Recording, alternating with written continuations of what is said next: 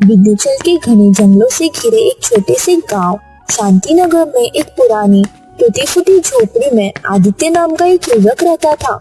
आदित्य मेहनती ईमानदार था, लेकिन किस्मत ने जैसे उससे मुंह मोड़ लिया। उसके जीवन में संघर्ष स्थायी मेहमान बन चुका था और निराशा उसकी परछाई की तरह पीछा करती थी। तपती धूप में पसीने से लथपथ आदित्य अपने बंजर खेत में फावड़ा चला रहा था।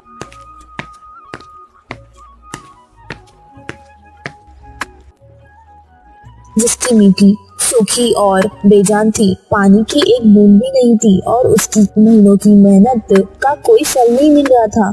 फसलें सूख चुकी थी और पेट की आग शांत करने के लिए भी संघर्ष करना पड़ रहा था। आदित्य ने निराशा से जमीन पर फावड़ा फेंकते हुए कहा, इतनी मेहनत कर ली हमने, लेकिन फिर भी हमारे खेतों में कुछ नहीं हुआ। हमारी तकदीर तो ऐसी लगती है कि सच में पत्थरों पर लिखी गई है। उसके हाथों में छाले पड़ गए थे और शरीर थक चुका था। तभी उसका बचपन का एक दोस्त वीर वहां आ पहुंचा और वीर स्वभाव से थोड़ा मजाकिया और बेफिक्रा था, लेकिन आदित्य के प्रति उसकी दोस्ती गहरी थी। वीर ने हंसते हुए कहा, काहे रे आदित्य, तू फिर से मिट्टी खोद रहा है? अरे हमने तो सुना है कि इस बार तो बीज ने भी बना कर दिया है कि भैया हम इस मिट्टी पर तो नहीं उगाएंगे। आदित्य ने फावड़ा एक तरफ रखा और अपने माथे से पसीना पोंछा। अरे वीर, तू तो जानता है मेहनत करने वालों को तो भगवान देर से ही देखता है, पर देता जरूर है। भगवान शायद अभी हमारे बारे में आई नहीं है।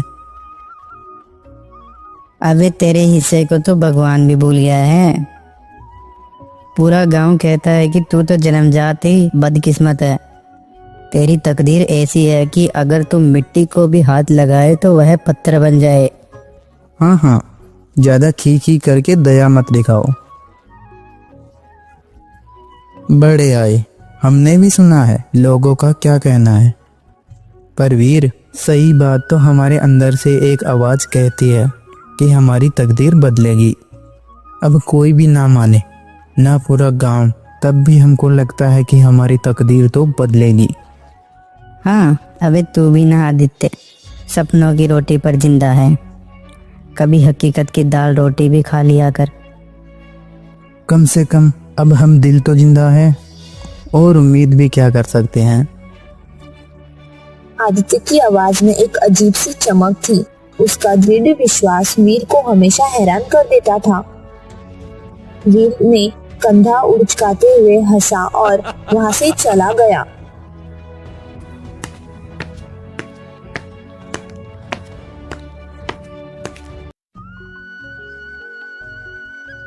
आदित्य कुछ देर तक अपने बंजर खेत को देखता रहा, फिर उसने फावड़ा उठाया और एक बार फिर मिट्टी खोदने लगा।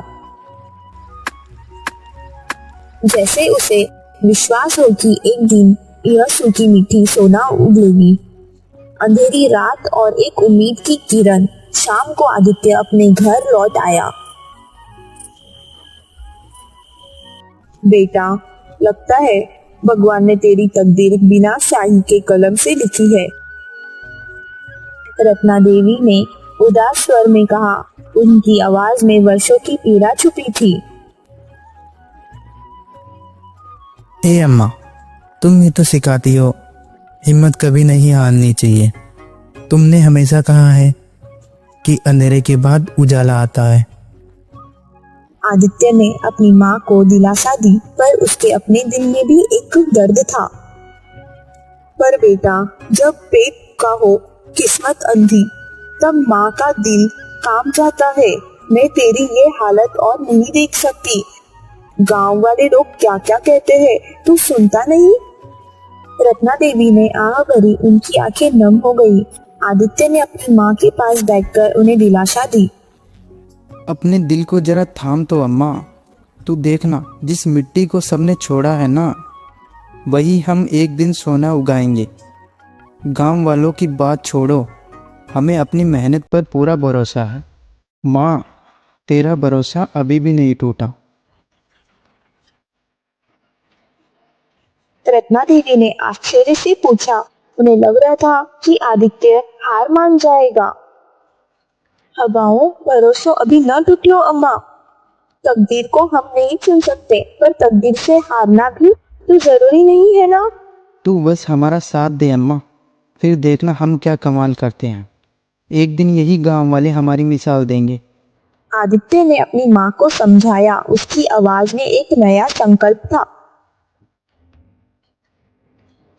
माँ बेटे ने थोड़ी देर बैठकर भविष्य की कल्पना की, जहाँ उनका घर धन धान से भरा हुआ था। कुछ देर बाद आदित्य सो गया। उसके मन में एक उम्मीद की नई किरण जग चुकी थी।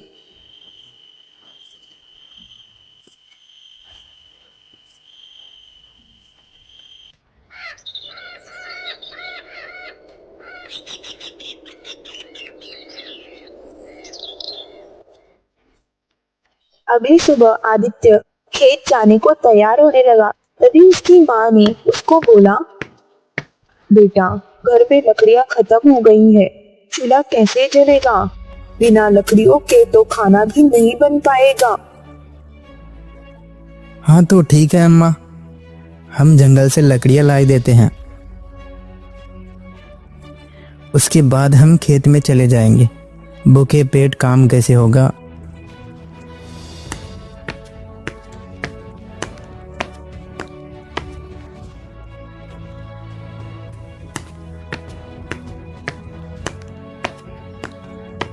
आदित्य ने अपनी माँ की चिंता दूर करने की कोशिशें की।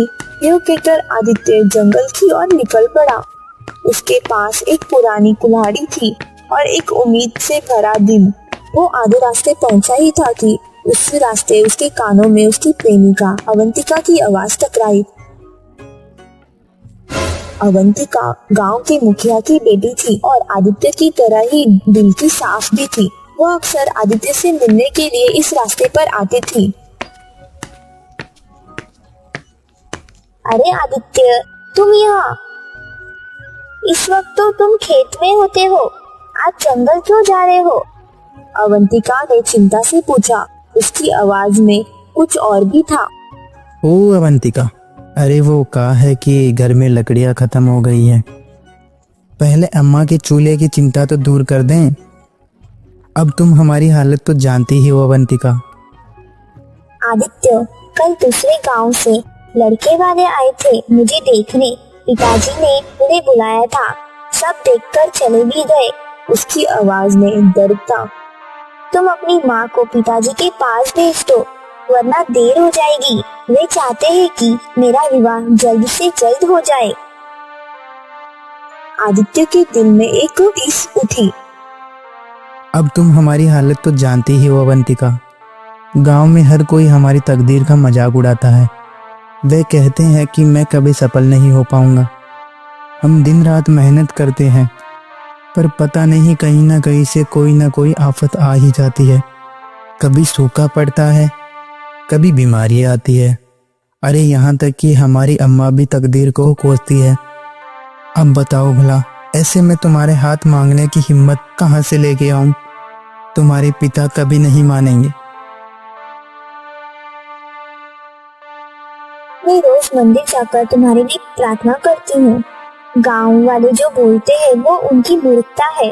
इंसान की तकदीर से ज्यादा उसकी सोच मायने रखती है। तुम्हारी सोच साफ है और तुम्हारा दिल सच्चा है। एक दिन यही सोच तुम्हें बहुत आगे ले जाएगी। आदित्य, तुम हिम्मत मत हारना, मुझे तुम पर पूरा विश्वास है। अवंतिका के शब्दों ने आदित्य के मन में एक हल्की सी उम्मीद की लौ जला दी, जिससे उसके दिल में जले निराशा के अंधेरे को थोड़ा कम किया।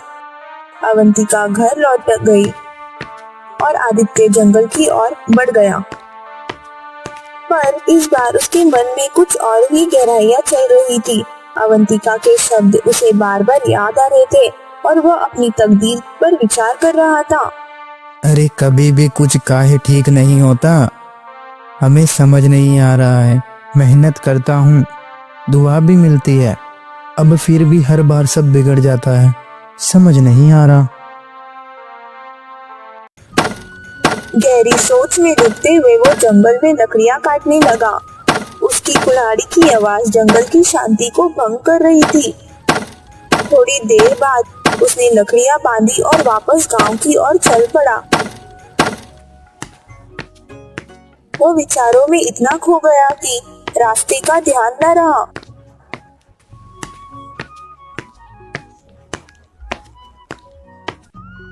अरे यह कौन रास्ते पे आ गया बे? अरे दादा, हम तो रास्ता ही भटक गए। आदित्य ने घबरा कर चारों ओर देखा। वो जंगल के उस हिस्से में आज तक कभी नहीं आया था। पेड़ इतने घने की सूरज की रोशनी भी मुश्किल से जमीन पर पड़ रही थी। तभी तेज बारिश शुरू हो गई। पहले बूंदें गिरी, फिर मूसलाधार बारिश ने उसे पूरी तरह भिगा दिया। आहा, यह क्या मुसीबत है? अब बारिश भी। आदित्य एक सुरक्षित स्थान की तलाश में इधर उधर भागने लगा। ठंडी हवा चल रही थी और बिजली कड़क रही थी। तब उसकी नजर एक पुरानी वीरान हवेली पर पड़ी जो पेड़ों के बीच में छिपी हुई थी। हाँ, यह तो शायद वही हवेली है जिसके बारे में कहा जाता है कि यहाँ से तो अजीब अजीब सी आवाजें आती है। गांव वाले कहते हैं कि यह भूतिया हवेली है। हे भगवान, यह तो बरसों से वीरान पड़ी है और बारिश के चक्कर में। चल भाई, अब कोई चारा नहीं है। डरते डरते आदित्य हवेली के नजदीक पहुंचा। बारिश भी तेज थी और भूख की ज्वाला भी बढ़ रही थी।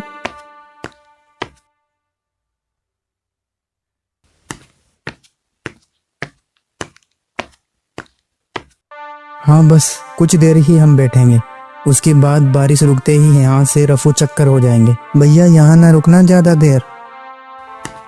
पर जैसे ही उसने कदम अंदर रखा, उसकी आंखें फटी की फटी रह गई। अंदर का दृश्य वैसा नहीं था जैसा बाहर से लग रहा था। हवेली भीतर से टूटी फूटी नहीं बल्कि किसी पुराने राजा की तरह सजी हुई थी। दीवारों पर प्राचीन चित्र बने थे जिनमें राजा महाराजाओं कहानियां थी। फर्श पर महंगे रेशमी गचीले बिछे हुए थे। कमरे के बीचों बीच एक बेशकीमती तलवार और एक सोने का मुकुट रखा था। हे, यह कैसे हो सकता है? बाहर से तो यह हवेली एकदम खंडर जैसी और अंदर से, ओ दादा रे दादा, किसी राजा के महल जैसी है। मैंने तो कभी ऐसी भव्यता देखी ही नहीं। आदित्य हक्का बक्का रह गया। आदित्य अब भूल चुका था कि वो रास्ता भटक गया था या उसे जंगल से लकड़ियां लानी थी। उसकी उत्सुकता चरम पर थी। तब आदित्य की नजर एक कमरे की ओर चली गई जहाँ से कुछ आवाजें आ रही थी, जैसे कोई खुसफुसा रहा हो। जो कहा है, एक बड़े से पिंजरे में तोता बंद है और उसके बगल में एक छोटा सा बंदा, एक गधा भी है। तोता और गधा संगे संगे, बड़ी विचित्र बात है। हे ईश्वर, हवेली में यह तोता और गधा क्या कर रहा है? ये तोता तो देख के ऐसे लग रहा है जैसे रोज खाता पीता है, और ये गधा तो ऐसा लग रहा है जैसे अब की बांधा गया है। इसका चेहरा भी उदास है। इसका मतलब क्या कोई इस हवेली में रहता है या ये दोनों यहाँ अकेले हैं? तभी तोता आदित्य को देखकर इंसानी आवाज में बोल पड़ा। उसकी आवाज में एक अजीब सी गंभीरता थी। आखिरकार तू आ ही गया आदित्य, लेकिन तूने आने में देर कर दी। हम तेरा इंतजार कर रहे थे। तभी गधा भी इंसानी आवाज में बोल पड़ा। उसकी आवाज तोते से ज्यादा धीमी और थकी हुई थी। तो क्या हो गया? अगर सुबह का भूला शाम को आ जाए उसे भूला नहीं कहते। देर आए दुरुस्त आए। उन दोनों को इंसानी आवाज में बोलता देख आदित्य बुरी तरह घबरा गया। उसके रोंगटे खड़े हो गए। ये कैसे संभव है? तुम तो एक तोता हो और तुम इंसानों की भाषा में कैसे बोल सकते हो? और जे गधा भी, यह कैसे इंसानों की भाषा में बोल रहा है? यह तो कोई जादू है। आदित्य की बात सुनकर तोता हंसते हुए बोला, हम दोनों इंसानों की भाषा में क्यों बोल सकते हैं और कैसे बोल सकते हैं, इसका रहस्य तुझे कुछ देर बाद पता लग जाएगा। हम यह तुझे अभी नहीं बता सकते, पर इतना जरूर बता सकते हैं कि हम दोनों को एक वरदान प्राप्त है। इस हवेली में कोई नहीं आता, पर तू पहला मनुष्य है जो यहाँ आया, जिसने हमारा रहस्य को उजागर किया। तभी गधा हंसते हुए आदित्य से बोला, और तू बड़ा तकदीर वाला भी है, क्योंकि तू यहाँ तक पहुँच पाया। मुझे तो पूरी दुनिया बदकिस्मत कहती है। तोता आदित्य से बोला, मेरे दोस्त डर मत, हम तेरा कोई नुकसान नहीं करेंगे, हम यहाँ तेरी मदद के लिए हैं। अब मेरी बात ध्यान से सुन, मुझे वरदान मिला है कि मैं इंसान को सही राह दिखा सकता हूँ, अच्छाई का मार्ग दिखा सकता हूँ, और मेरे दोस्त गधे को वरदान मिला है कि वह इंसान को विनाश की राह दिखा सकता है, बुराई का मार्ग दिखा सकता है। क्या मतलब?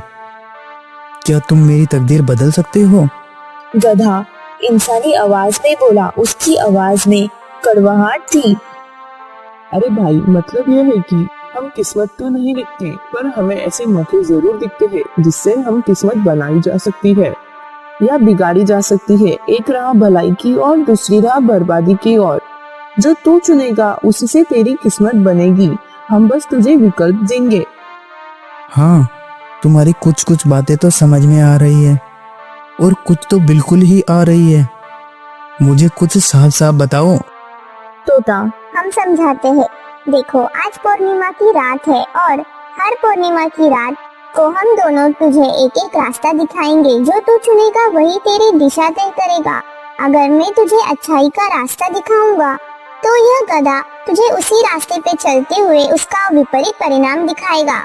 परिणाम विपरीत होगा और ये तेरे लिए बुरा भी हो सकता है, और तेरा चुनाव ही तेरी किस्मत तय करेगा। अगर तू सही चुनाव करेगा तो विश्वास कर, तेरी तकदीर के सितारे पलट जाएंगे और तू दुनिया में नाम कमाएगा। आदित्य गहरी सोच में डूब गया। यह उसके लिए एक अजीब और अविश्वसनीय पल था।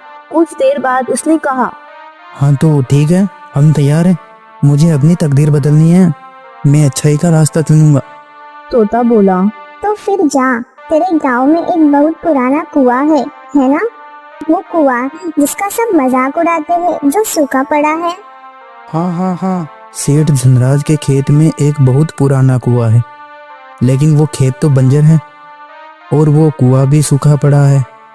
न तो वो खेत किसी के काम आ रहा है और न वो कुआं।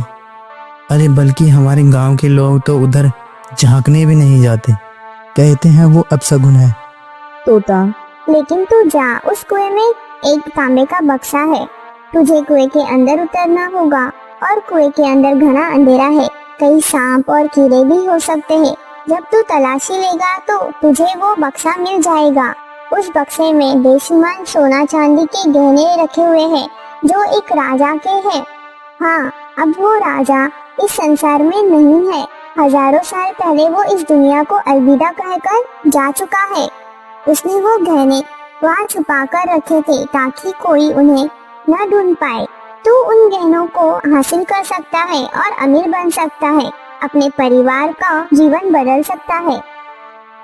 यह सुनकर आदित्य खुश हो गया। उसकी आंखों में चमक आ गई। वो जाने ही वाला था कि तभी गधा बोल पड़ा, लेकिन रुक जा, इतनी जल्दी मत कर। अब मैं तुझे इसका विपरीत परिणाम बताता हूँ। उस कुएं की दीवारें बहुत कच्ची है क्योंकि वो वर्षों से सूखा पड़ा है। उसमें दरारें हैं। जब तू बक्सा निकालने लगेगा ना, तब दीवार गिर सकती है। पत्थरों से तेरी हड्डी टूट सकती है। तू घायल भी हो सकता है। चोट इतनी गहरी हो सकती है कि तेरी मृत्यु भी हो जाए। उस कुएं में कुछ जहरीले कीड़े भी है जो तुझे डस सकते हैं। इससे बेहतर है एक दूसरा रास्ता बताता हूँ मैं। सुन, तू सीधे सेठ धनराज के हवेली में घुस जा। वो गांव का सबसे अमीर आदमी है और उसकी तिजोरी भरी पड़ी है। वहाँ एक कक्ष है जिसे सेठ बंद नहीं रखता। उसे लगता है कि कोई उसकी तिजोरी तक पहुँच नहीं पाएगा, लेकिन उस कक्ष में बहुत सारा सोना चांदी रखा हुआ है। इस रहस्य को केवल सेठ जानता है। तू चोरी कर ले, किसी को भी शक नहीं होगा क्योंकि तू गरीब है। कोई तुझ पर शक करेगा भी क्यों? उस कमरे में भी बहुत अधिक सोना और चांदी के गहने रखे हुए हैं। तू रातों रात अमीर बन जाएगा और कोई खतरा भी नहीं है। आदित्य गहरी सोच में डूब गया। दोनों रास्ते उसके सामने थे। एक में जोखिम था पर ईमानदारी थी, दूसरे रास्ते में आसानी थी पर बेईमानी। उसने कुछ देर विचार किया और बोला, हम तो यहाँ से अभी जा रहे हैं, फैसला हम बाद में करेंगे। अगली पूर्णिमा को फिर से आऊंगा। तोता और गधा दोनों ने एक स्वर में कहा, रुको रुको, जाने से पहले एक बात याद रखना। यदि हम दोनों के रहस्य को तुम बाहर किसी को भी बताओगे तो अगली पूर्णिमा की रात तुम यह चमत्कारी हवेली पर नहीं आ पाओगे। तुम्हें यह हवेली नहीं दिखाई देगी और तुम अपनी तकदीर बदलने का मौका खो दोगे। आदित्य ने सिर हिलाया और वहां से निकल गया।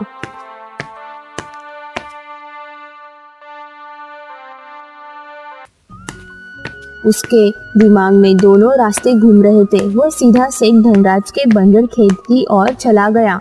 खेत की ओर जाते हुए वो बड़बड़ाने लगा, हमें तो लग रहा है कि इस बार वाकई में हमारी तकदीर बदलने वाली है।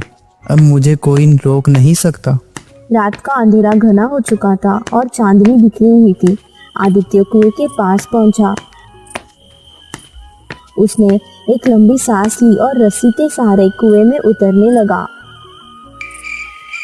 अंधेरा इतना घना था कि उसे कुछ दिखाई भी नहीं दे रहा था। मिट्टी की दीवारें कच्ची थी और पत्थर गिर रहे थे, जिससे उसे चोट भी लगी। लेकिन उसने हिम्मत नहीं हारी। उसने हाथों से टटोलना शुरू किया और कुछ देर की कड़ी मेहनत के बाद उसे तांबे का बक्सा मिल गया। वह बक्सा भारी था, पर आदित्य ने अपनी पूरी ताकत लगाई और बक्से को लेकर कुएं से बाहर आ गया।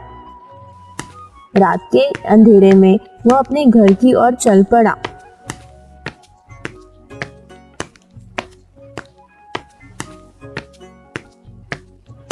घर पहुंचकर उसने वो बक्सा खोला। बेशुमार गहने देखकर उसकी माँ चौंक गई। उसकी आंखों में खुशी के आंसू आ गए। इतने सारे गहने तेरे पास कहाँ से आए? ये कहाँ से मिले? रत्ना देवी ने अविश्वास से पूछा। अरे अम्मा, बस समझ लो यह हमारी तकदीर में लिखा था। और अम्मा, विश्वास करो, तुम्हारा बेटा कभी चोरी नहीं कर सकता। ये सब हमें सही रास्ते पर चलकर मिले हैं। आदित्य ने अपनी माँ को समझाया। आदित्य की माँ भावुक हो गई और बोली, मुझे पूरा विश्वास है, तू कोई गलत काम नहीं कर सकता। मेरा बेटा कभी ऐसा नहीं कर सकता। भगवान ने हमारी सुन ली। उसने अपने बेटे को गले लगा लिया। उस दिन के बाद से आदित्य की तकदीर सचमुच बदल गई। उसने उन गहनों का समझदारी से उपयोग किया। उसकी झोपड़ी अच्छे मकान में बदल गई।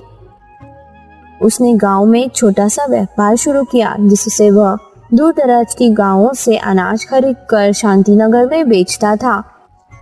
धीरे धीरे उसका व्यापार बढ़ता गया और देखते ही देखते वो धनवान बन गया। उसने गांव के अन्य गरीब किसानों की भी मदद की। उन्हें बीज और उपकरण दिए, जिससे गांव में खुशहाली आने लगी। दूसरी पूर्णिमा की रात पर आदित्य दोबारा रहस्यमयी स्थान पर जा पहुंचा। इस बार उसके मन में कोई डर नहीं था, बल्कि उत्सुकता थी। तोता और गधा पहले से वहां मौजूद थे। तोते ने कहा, लगता है तूने अच्छाई के रास्ते को चुना। चलो अच्छा है, अब देख तेरे साथ क्या होता है। अब मेरी बात ध्यान से सुन। महाराज, विक्रमजीत अपने महल में युवकों की परीक्षा ले रहे हैं। जो जीत गया उसे दरबार में विशेष संदेशवाहक बनाया जाएगा। यह पद बहुत सम्मानजनक है और राजा के नजदीक रहने का अवसर भी देगा। तू जाकर भाग्य आजमा, भले ही यह बहुत कठिन हो, लेकिन तू जा। तभी गधा बोला, उसकी आवाज में थोड़ी जलन थी, लेकिन अगर तू वहां गया तो तुझे पहरेदार मारेंगे, तुझे अंदर घुसने भी नहीं देंगे। राजा के दरबारियों की भी नजर तुझ पर होगी, वे तुझे सफल नहीं होने देंगे। तू क्या करेगा? क्या वहां पर जाकर राजा की सेवा करेगा? अरे सीमा पर एक साया है, वहाँ व्यापारियों का माल लूट और जल्दी अमीर बन जा। तुझे किसी की भी सेवा नहीं करनी पड़ेगी, तो अपनी मर्जी का मालिक होगा। आदित्य ने कुछ पल सोचा। उसने देखा कि गधे की बात में लालच था, तोते की बात में सम्मान और अवसर था। उसने बिना किसी हिचकिचाहट के तोते की बात मानी और महल की ओर चल पड़ा।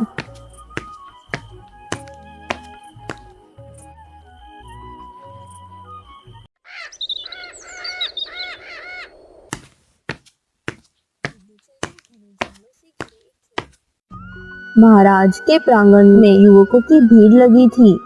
सभी राजकुमार, सम्राटों के पुत्र और वीर योद्धा वहाँ मौजूद थे। लेकिन आदित्य एक साधारण किसान का बेटा था, पर उसके चेहरे पर आत्मविश्वास झलक रहा था।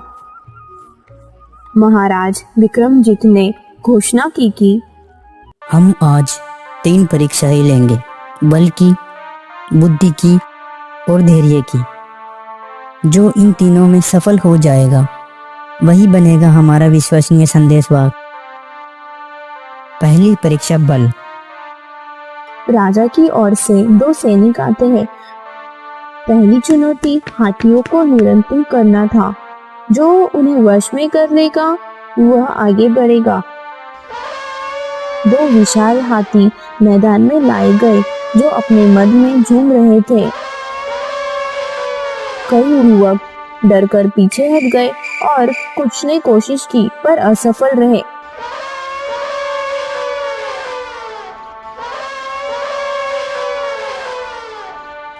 आदित्य हाथी के सामने आता है।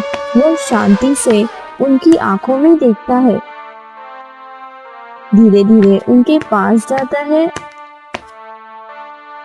अपने हाथ से उनके कान सहलाता है और अद्भुत रूप से हाथी उसके इशारे पर बैठ जाते हैं। अरे इसने तो कर दिखाया, हम शाबाश देते हैं। और पूरे दरबार में तालियां गूंज उठी।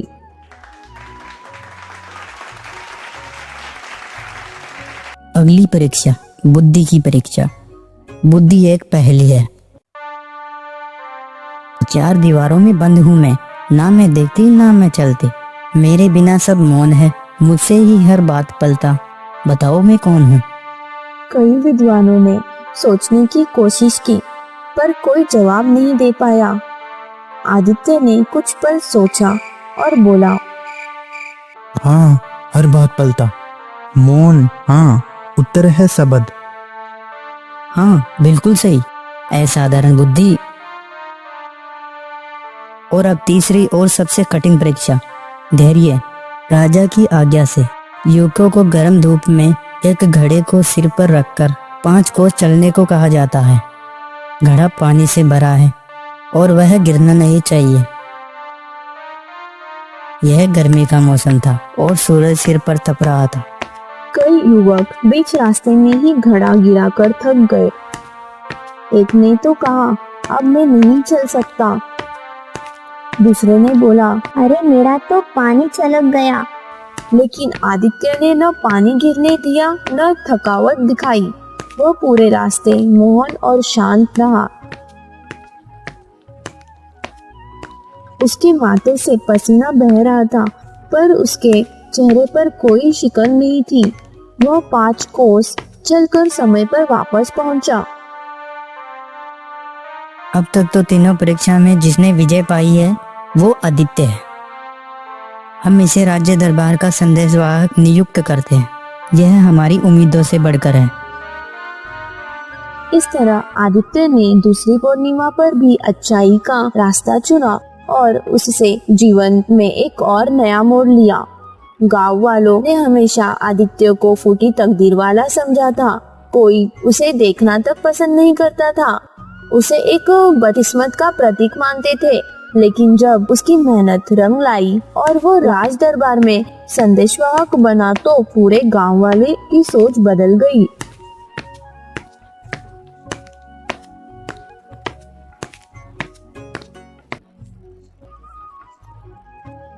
लोग गलियों में खुशुसाते थे। अरे भाई, आदित्य तो अब तकदीर वाला बन गया रे।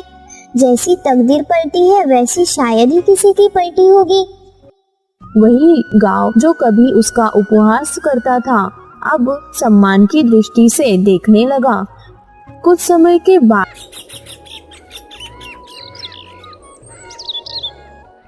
गांव का मुखिया श्रीकांत स्वयं उसके घर आया। उसके चेहरे पर गर्व और खुशी थी। प्रणाम माताजी, प्रणाम। मैं यहाँ एक खास प्रस्ताव लेके आया हूँ। अब अगर आपकी अनुमति हो तो मैं अपनी पुत्री अवंतिका का विवाह आदित्य से करवाना चाहता हूँ। यह हमारे लिए सौभाग्य की बात होगी। हर पिता यही तो चाहता है कि उसकी पुत्री का विवाह एक अच्छे इंसान से होना चाहिए और आदित्य से बेहतर कोई और नहीं हो सकता। और इस तरह दोनों का विवाह हो जाता है और वह लोग खुशी खुशी रहते हैं। धन्यवाद।